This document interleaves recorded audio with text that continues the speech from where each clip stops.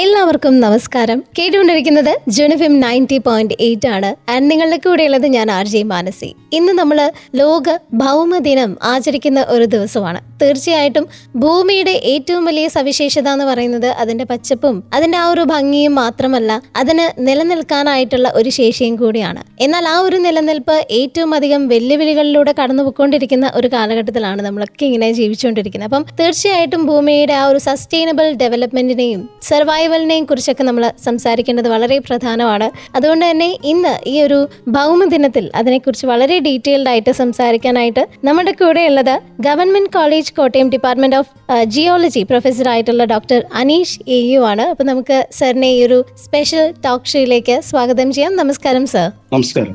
So ഈ ഒരു ഭൗമദിനത്തിൽ നമ്മൾ തീർച്ചയായിട്ടും ഭൂമിയോട് ഏറ്റവും അടുത്ത് നിൽക്കുന്ന ഒരു വിഭാഗമാണ് ജിയോളജി ഡിപ്പാർട്ട്മെന്റ് എന്ന് പറയുന്നത്. അപ്പോൾ ഈ ഒരു ദിവസത്തിൽ ജിയോളജി എന്ന് പറയുന്ന ഒരു വിഭാഗത്തിന്റെ പ്രാധാന്യം എന്തായിരിക്കും? ഭൂമിയുടെ റോക്സിനെ കുറിച്ചും മെലസിനെ കുറിച്ചും ഒക്കെ പഠിക്കുന്ന ഒരു ശാസ്ത്രശാഖയാണ് ജിയോളജി എന്ന് പറയുന്നത്. അത് മാത്രമല്ല, ഭൂമിയിലെ റിസോഴ്സസ് കാത്തു സൂക്ഷിച്ചുകൊണ്ട് ഭൂമി ഇനിയും സസ്റ്റൈനബിൾ ആയിട്ട് മുന്നേറണമെന്ന് ആഗ്രഹിക്കുന്ന ഒരു വിഭാഗം ആൾക്കാരാണ് ജിയോളജി പഠിക്കുന്ന വിദ്യാർത്ഥിക്കാരും.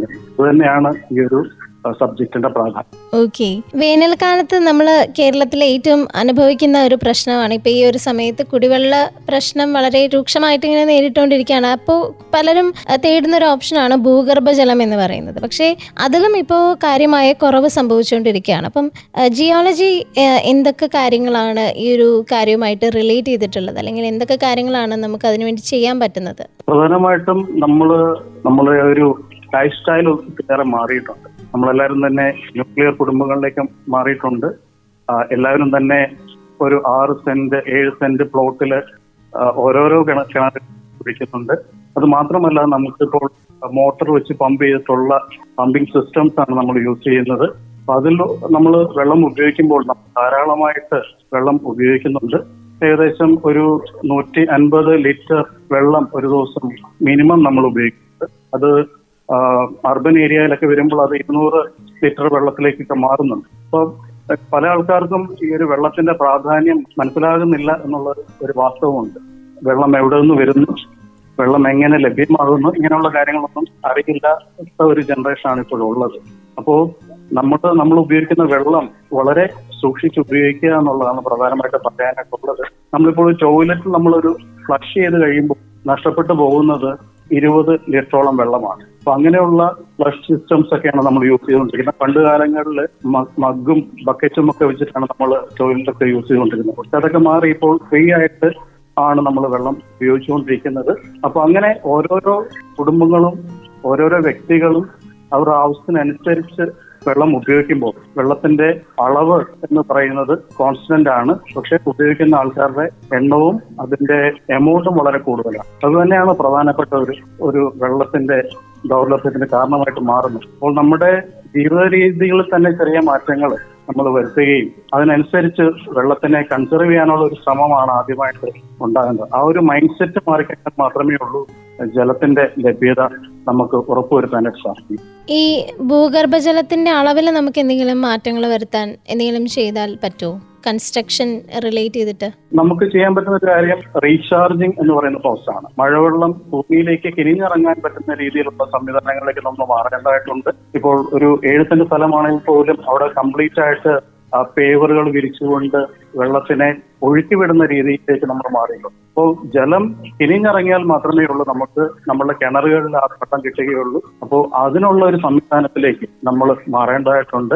ഒഴുകുന്ന വെള്ളത്തിനെ പിടിച്ചു നിർത്തി അത് ഭൂമിയിലേക്ക് കിനിഞ്ഞിറങ്ങാൻ അനുവദിച്ചു കഴിഞ്ഞാൽ നമ്മുടെ കിണറിലേക്ക് ഉള്ള വെള്ളം ലഭിക്കുന്നു. അപ്പൊ ഇന്ന് ഭൂമി നേരിടുന്ന ഒരു വലിയ പ്രശ്നം തന്നെയാണ് നമ്മുടെ വിഭവങ്ങളുടെ അമിതമായിട്ടുള്ള ഒരു ചൂഷണം എന്ന് പറയുന്നത്. ഇപ്പം നമ്മൾ പറഞ്ഞ ഭൂഗർഭജലമാണെങ്കിലും അല്ലാത്ത ധാതുക്കളാണെങ്കിലും ഇന്ധനങ്ങളാണെങ്കിലും ഒക്കെ നമ്മൾ അമിതമായിട്ട് ഉപയോഗിച്ചുകൊണ്ടിരിക്കുകയാണ്. അത് മാത്രമല്ല, നമ്മൾ ഒരു വലിയ ജലപാപ്പരത്വത്തിലേക്ക് പൊക്കോണ്ടിരിക്കുകയാണെന്നാണ് പല റിപ്പോർട്ടുകളും പറയുന്ന ഒരു കാര്യം. ഭാവിയിൽ ഇത് വലിയ പ്രതിസന്ധികൾക്ക് കാരണമല്ലേ? എന്താണ് അപ്പൊ ഇതിനൊരു പരിഹാരം എന്ന് പറയുന്നത് നമ്മൾ ഇതിന്റെ പ്രാധാന്യം മനസ്സിലാക്കുക എന്നുള്ളതാണ്. ഈ ഒരു ഇഷ്യൂ നാളെ ഇപ്പോൾ ഞാൻ ഈ ഒരു കോളേജിലെ ഹോസ്റ്റൽ വാർഡനും കൂടിയാണ്. അപ്പോൾ നോക്കുമ്പോൾ ഇവിടെ ഒരു ദിവസം വെള്ളം ലഭ്യമാകില്ലെങ്കിൽ വലിയൊരു അജിറ്റേഷനിലേക്കാണ് വിദ്യാർത്ഥികൾ പോകുന്നത്. ഏകദേശം 160ഓളം കുട്ടികളാണ് ഒരു ബിൽഡിംഗിൽ തന്നെ താമസിക്കുന്നത്. അങ്ങനെ 3 ബിൽഡിംഗ്സ് ഉണ്ട്. അങ്ങനെ 275 അന്തേവാസികളാണ് ഈ കോളേജിൽ ഇപ്പോൾ നിലവിലുള്ളത്. ഇപ്പോൾ ഇവിടെ നമ്മുടെ കോളേജ് എന്ന് പറയുന്നത് 16 ഏക്കറിലാണ്.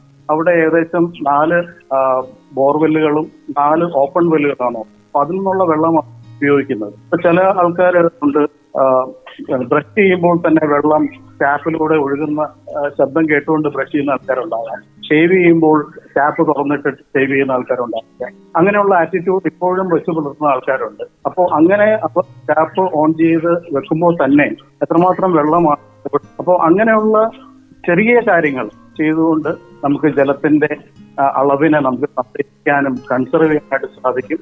അതുപോലെ തന്നെ ആർട്ടിഫിഷ്യൽ റീചാർജിങ് പോലുള്ള സംവിധാനങ്ങൾ എല്ലാ വീടുകളിലും ഉണ്ടാകണം, എല്ലാ സ്ഥാപനങ്ങളിലും ഉണ്ടാകണം. അങ്ങനെയുള്ള ഒരു ചേഞ്ച് കൊണ്ട് മാത്രമേ നമുക്ക് വെള്ളത്തിനെ കൺസർവ് ചെയ്യാനായിട്ട് സാധിക്കത്തുള്ളൂ. ജലം എന്ന് പറയുന്നത് ഓരോ തുള്ളിയും അമൂല്യമാണെന്നുള്ളൊരു കാര്യം മനസ്സിലാക്കേണ്ടതായിട്ടുണ്ട്. അങ്ങനെ ഒരു ആറ്റിറ്റ്യൂഡ് ചേഞ്ച് ആണ് ആദ്യം തന്നെ ഉണ്ടായത്. തീർച്ചയായിട്ടും. അപ്പൊ അതിനകത്ത് ഈ പറഞ്ഞ നമ്മുടെ ഈ ഫോസിൽ ഫ്യൂവൽ ഇന്ധനങ്ങളും ഒരു പ്രധാന പങ്ക് വഹിക്കുന്നുണ്ടല്ലോ.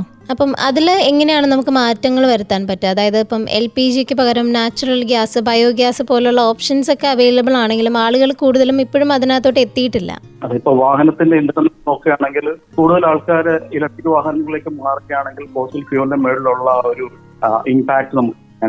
അപ്പൊ അങ്ങനെയുള്ള ഓൾട്ടർനേറ്റീവ് എനർജിയിലേക്ക് മാറുക, അപ്പൊ സോളാർ എനർജിയിലേക്ക് മാറുക, അങ്ങനെയുള്ള പോസിറ്റീവ് ആയിട്ടുള്ള കാര്യങ്ങളിലേക്ക് മാറിക്കഴിഞ്ഞാൽ തന്നെ നമുക്ക് നമ്മളുടെ നാച്ചുറൽ റിസോഴ്സിനെ സംരക്ഷിക്കാനായിട്ട് സാധിക്കും. ഇപ്പം പെട്രോൾ എന്ന് പറയുന്നതും നാച്ചുറൽ ഗ്യാസ് എന്ന് പറയുന്നതും എല്ലാം തന്നെ ഉണ്ടാകുന്നത് ദശലക്ഷക്കണക്കിന് വർഷങ്ങൾ എടുത്തുകൊണ്ടാണ് ഇതെല്ലാം ഇപ്പം കൊള്ളുന്നത്. അപ്പൊ അത് ഒരിക്കൽ അത് ഉണ്ടാക്കിയതിനു ശേഷം അത് കംപ്ലീറ്റ് ആയിട്ട് യൂസപ്പ് ചെയ്താൽ പിന്നീട് അത് പ്രൊഡ്യൂസ് ചെയ്യപ്പെടുന്നില്ല. ആ ഒരു വസ്തുത നമ്മൾ ഉണ്ടാക്കേണ്ടതായിട്ടുണ്ട്. ഇപ്പൊ ഈ ഫോസിൽ ഫ്യൂവലിനുള്ള ഒരു പ്രഷർ കുറയ്ക്കാൻ വേണ്ടി നമുക്ക് ചെയ്യാൻ പറ്റുന്നത് മറ്റ് ഓൾട്ടർനേറ്റീവ് എനർജിയിലേക്ക് പോകാന്നുള്ളതാണ്. ഇപ്പോ സോളാർ എനർജിയിലേക്ക്, അതുപോലെ തന്നെ ഇലക്ട്രിക് വെഹിക്കിളിലേക്കുള്ള ഒരു ഷിഫ്റ്റ് എന്ന് പറയുന്നത് ഫോസിൽ ഫ്യൂവല് കൺസർവ് ചെയ്യാനുള്ള ഒരു ശ്രമമായിട്ട് നമുക്ക് മാറ്റിയെടുക്കാവുന്നതാണ്.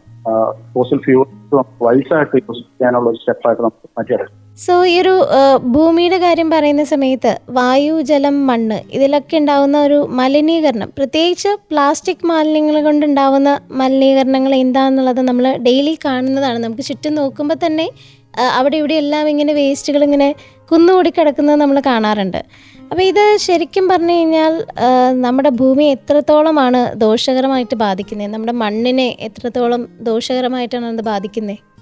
റീസെന്റ് ആയിട്ടുള്ള പല സ്റ്റഡീസും കാണിക്കുന്നത് വെള്ളത്തിൽ തന്നെ മൈക്രോ പ്ലാസ്റ്റിക്സിന്റെ സാന്നിധ്യം ഉണ്ടെന്നുള്ളതാണ്. അപ്പൊ അത് മറ്റ് പല ജലത്തിലുള്ള ജീവികളുടെയും നിലനിൽപ്പിന് തന്നെ ദോഷകരമായിട്ട് അങ്ങനെയുള്ള ഒത്തിരിയേറെ റിസർച്ച് ആർട്ടിക്കിൾ പബ്ലിഷ് ചെയ്തിട്ടുണ്ട്. അപ്പൊ അതെല്ലാം കാണിക്കുന്നത് പ്ലാസ്റ്റിക്സിന്റെ ഉപയോഗം വളരെ കൂടുതലാണെന്നും നമ്മള് പ്ലാസ്റ്റിക്കിൽ നിന്നും മാറി മറ്റ് തുണിയിലേക്കും പേപ്പറിലേക്കും ഒക്കെ മാറിക്കഴിഞ്ഞാൽ ഈ പ്ലാസ്റ്റിക്സ് മൂലമുള്ള മറ്റ് ജീവികൾക്കുണ്ടാകുന്ന ഈ ഒരു പ്രശ്നങ്ങളും അവരുടെ ജീവനെ തന്നെ ദോഷമായിട്ട് മാറുന്ന നമുക്ക് നമ്മുടെ ഭൂമിയെ രക്ഷിക്കാനായിട്ട് സാധിക്കും. അപ്പൊ ആ രീതിയിലുള്ള ഒരു ശ്രമം എല്ലാ മനുഷ്യരിലും ഉണ്ടാകേണ്ടതായിട്ടുണ്ട്. നമ്മളുടെ ഭൂമിയെ സംരക്ഷിക്കുക എന്ന് പറയുന്നത് നമ്മുടെ കടമയാണ്, നമ്മളുടെ ഉത്തരവാദിത്തമാണെന്നുള്ള ഒരു ബോധ്യം ഉണ്ടാകേണ്ടതായിട്ടുണ്ട്. ഏതൊരു ചെറിയ കാര്യത്തിനും പ്ലാസ്റ്റിക് ക്യാരി ബാഗിൽ ശീലങ്ങൾ നമ്മൾ ഒഴിവാക്കേണ്ടതായിട്ടുണ്ട്. നമ്മളുടെ ബാഗിലോ അല്ലെങ്കിൽ നമ്മുടെ വാഹനത്തിലോ തുണി സഞ്ചിയിലോ അല്ലെങ്കിൽ പേപ്പർ ക്യാരി ബാഗുകളോ കരുത്തേണ്ട ഒരു സമയം അതിക്രമിച്ചു കഴിഞ്ഞിട്ടുണ്ട്. അപ്പൊ ആ രീതിയിലുള്ള ചെറിയ ചെറിയ ശ്രമങ്ങൾ കൊണ്ട് നമുക്ക് ഈ മൈക്രോ പ്ലാസ്റ്റിക്സിന്റെ ഒക്കെയുള്ള ഇമ്പാക്ട് നമുക്ക് കുറയ്ക്കാനായിട്ട് സാധിക്കും. സോ നമ്മൾ സംസാരിക്കുന്ന സമയത്ത് വളരെ പ്രധാനപ്പെട്ട ഒരു വിഷയം തന്നെയാണ് മണ്ണിടിച്ചിൽ എന്ന് പറയുന്നത്. കാരണം കേരളത്തിൽ മണ്ണിടിച്ചിലും ഉരുൾപൊട്ടലും ദിനം പ്രതി കൂടിക്കൊണ്ടിരിക്കുന്ന ഒരു സാഹചര്യമുണ്ട്. ശരിക്കും ജിയോളജി ഡിപ്പാർട്ട്മെന്റിനെ ബേസ് ചെയ്ത് എന്തൊക്കെ പഠനങ്ങളാണ് ഈ ഒരു മേഖലയുമായി നടത്തിയിട്ടുള്ളത്? മണ്ണിടിച്ചിലുമായിട്ട് ബന്ധപ്പെട്ട് പ്രധാനമായിട്ട് പറയാനുള്ളത് നമ്മളുടെ ക്ലൈമറ്റ് ചേഞ്ച് തന്നെയാണ്. ഇപ്പോൾ കേരളത്തിൽ പെയ്യുന്ന മഴയുടെ അളവ് കൂടിയിട്ടുണ്ട്. അപ്പൊ ആ മഴയുടെ അളവ് എന്ന് പറയുന്നതിനെ താങ്ങുവാനുള്ള ശേഷി നമ്മളുടെ ഇവിടുത്തെ ശിലകൾക്കും അതുപോലെ തന്നെ മണ്ണിനും ഇല്ല എന്നുള്ളൊരു യാഥാർത്ഥ്യമുണ്ട്. ഒരു സ്ഥലത്ത് തന്നെ വളരെ അധികം ക്വാണ്ടിറ്റിയിൽ മഴ പെയ്യുന്നുണ്ട്. അപ്പൊ അതുകൊണ്ട് തന്നെ പല സ്ഥലത്തും മണ്ണിടിച്ചിൽ ഉണ്ടാകുന്നുണ്ട്. നമ്മളതിനെ ലാൻഡ് സ്ലൈഡ്, മാസ് വേസ്റ്റിംഗ്, അതുപോലെ തന്നെ സ്ലോ ഫെയിലിയർ എന്നൊക്കെ പറയുന്ന വാക്കുകൾ കൊണ്ടാണ് അതിനെ നിർവചിക്കുന്നത്. അപ്പൊ അങ്ങനെയുള്ള പ്രോസസ്സുകളൊക്കെ നടക്കുന്നത് ഭൂമിയുടെ സ്വാഭാവികമായിട്ടുള്ള പ്രോസസ്സ് തന്നെയാണ്. ഭൂമിയുടെ ജിയോമോർഫോളജിക്കൽ ഇവല്യൂഷനിൽ ഉള്ള ഒരു പാർട്ട് തന്നെയാണ് ലാൻഡ്സ്ലൈഡ് എന്ന് പറയുന്നത്. ആ ലാൻഡ്സ്ലൈഡ് പക്ഷേ മനുഷ്യനെ നേരിട്ട് തന്നെ ബാധിക്കുന്നുണ്ട്, മനുഷ്യന്റെ ജീവൻ നഷ്ടപ്പെടുന്നുണ്ട്. അപ്പോൾ അങ്ങനെയുള്ള മണ്ണിടിച്ചിൽ ഉണ്ടാകാൻ സാധ്യതയുള്ള പ്രദേശങ്ങളെ മാർക്ക് ചെയ്തുള്ള ഹസാർഡ് മാപ്പുകൾ പ്രസിദ്ധീകരിച്ചിട്ടുണ്ട്. അങ്ങനെയുള്ള ഹസാർഡ് സോണിലുള്ള ജനങ്ങൾ വസിക്കുന്നുണ്ടെങ്കിൽ അവരെ അവിടെ നിന്ന് മാറ്റി പാർപ്പിക്കേണ്ടതായിട്ടുണ്ട്. സേഫ് ആയിട്ടുള്ള സ്ഥലങ്ങളിലേക്ക് അവർ മാറി താമസിച്ചു കഴിഞ്ഞാൽ തന്നെ ജനങ്ങളുടെ ജീവിതം അല്ലെങ്കിൽ ജീവനെ നമുക്ക് രക്ഷിക്കാനായിട്ട് സാധിക്കും. അപ്പോൾ എത്രമാത്രമാണ് ശിലകൾക്ക് ബലക്ഷയം സംഭവിച്ചിട്ടുള്ളത്, ഒരു സ്ഥലത്തെ ഉള്ള സോയിലിന്റെ തിക്നെസ് എത്രയാണ്, ഒരു സ്ഥലത്തെ ചെരിവ്, ഇങ്ങനെയുള്ള പല ഫാക്ടേഴ്സുമാണ് പെട്ടെന്നൊരു മഴ പെയ്യുമ്പോൾ ഈ ലാൻഡ് സ്ലൈഡ് ഉണ്ടാകാനുള്ള കാരണങ്ങളായിട്ട് മാറാറുണ്ട്. അങ്ങനെ ഉള്ള കാരണങ്ങളെ ശാസ്ത്രീയമായിട്ട് പഠിക്കുകയും വിശകലനം ചെയ്യുന്ന ഒരു പഠന ശാഖ കൂടിയാണ് ജിയോളജി എന്ന് പറയുന്നത്. അപ്പോൾ അങ്ങനെയുള്ള സ്റ്റഡീസ് ഇപ്പോൾ ഡിപ്പാർട്ട്മെന്റ് നടക്കുന്നുണ്ട്. PG ഡിസർട്ടേഷൻ അതുപോലെ റിസർച്ച് വർക്കുകളൊക്കെ ആ മേഖലയിൽ നടത്തുന്നുണ്ട്. അതുമായിട്ട് ബന്ധപ്പെട്ടുള്ള ഗവേഷണ പ്രബന്ധങ്ങൾ ഡിപ്പാർട്ട്മെന്റിൽ നിന്ന് പ്രസിദ്ധീകരിച്ചിട്ടുണ്ട്. മറ്റ് യൂണിവേഴ്സിറ്റിയിലുള്ള വിദഗ്ധരുമായിട്ട് നമ്മൾ കമ്മ്യൂണിക്കേറ്റ് ചെയ്തോ അവരുമായിട്ടും കൂടെ ചർച്ച ചെയ്തുള്ള കമ്പൈൻഡ് ആയിട്ടുള്ള കൊളാബറേറ്റീവ് ആയിട്ടുള്ള റിസർച്ച് സ്റ്റഡീസ് നമ്മൾ നടത്തുന്നുണ്ട്. അപ്പൊ അങ്ങനെയുള്ള സ്റ്റഡീസിന്റെ ഔട്ട്പുട്ട് എന്ന് പറയുന്നത് ഏതൊക്കെ പ്രദേശങ്ങളാണ് മണ്ണിടിച്ചിലിന് സാധ്യതയുള്ളത് എന്നുള്ളത് നമുക്ക് മാർക്ക് ചെയ്യാനായിട്ട് സാധിക്കും. അപ്പൊ അങ്ങനെയുള്ള സ്റ്റഡീസിൽ നിന്നും നമുക്ക് അങ്ങനെയുള്ള പ്രദേശങ്ങളിൽ ജനങ്ങൾ താമസിക്കുന്നുണ്ടെങ്കിൽ അവരോട് മാറി താമസിക്കാനായിട്ട് നമുക്ക് അധികൃതർ വഴി ആവശ്യപ്പെടാവുന്നതാണ്. ആ ഒരു രീതിയിൽ ഉള്ള ശ്രമങ്ങൾ ജനങ്ങളുടെ ജീവനെ രക്ഷിക്കാൻ ഉള്ള ഒരു പഠനങ്ങളുമായിട്ടാണ് ഡിപ്പാർട്ട്മെന്റ് മുന്നോട്ട് പോയിക്കൊണ്ടിരിക്കുന്നത്. തീർച്ചയായിട്ടും ജിയോളജിയിൽ വരുന്ന ഒരു പ്രധാന വിഷയമാണ് ഭൗമ പഠനം എന്ന് പറയുന്നത്. അപ്പം പുതിയ സാങ്കേതിക വിദ്യകളൊക്കെ തീർച്ചയായിട്ടും ഉണ്ടാവുമല്ലോ. അപ്പം എന്തൊക്കെയാണ് ഇപ്പം ലേറ്റസ്റ്റ് ആയിട്ടുള്ള സാങ്കേതിക വിദ്യകൾ അതിനു വേണ്ടി ഉപയോഗിക്കുന്നത്? നമ്മളൊരു ഗവൺമെന്റ് കോളേജ് ആയതുകൊണ്ട് ചില പരിമിതികളുണ്ടെങ്കിലും നമുക്ക് ഇവിടെ GIS ലാബ് ഉണ്ട്.